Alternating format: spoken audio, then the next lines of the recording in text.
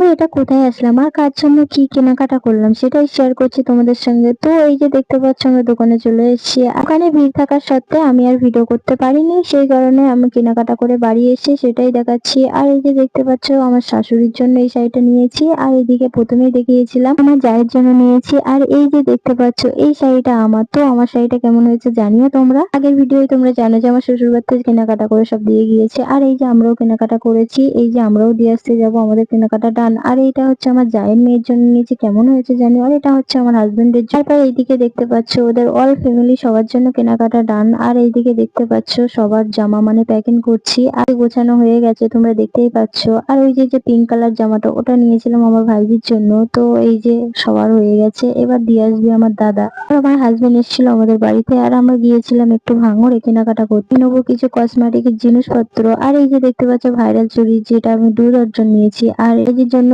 কিছু কেনাকাটা করেছি, সেটা আর দেখানো হয়নি। তো এই যে আমি বাড়িও চলে আসলাম, আর এই যে দেখতে পাচ্ছ ভাইরাল চুড়িটা পরেছি, আর কেমন লাগছে সেটাও জানিও। আর এই যে দেখতে পাচ্ছ এই যে সব জিনিসপত্র। তো নেক্সট কোনো ভিডিও দেখার জন্য পেজটা ফলো করো।